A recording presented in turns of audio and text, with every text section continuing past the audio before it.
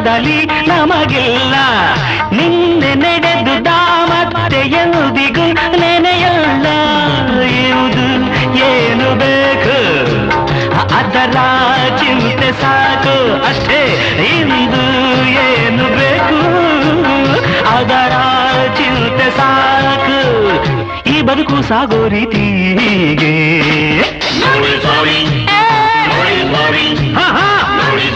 अपन तो भाई ऐसा है ನೋಡಿ ಸ್ವಾಮಿ ನಾವಿರೋದು ಹೀಗೆ ಅರೆ ನೋಡಿ ಸ್ವಾಮಿ ನಾವಿರೋದು ಹೀಗೆ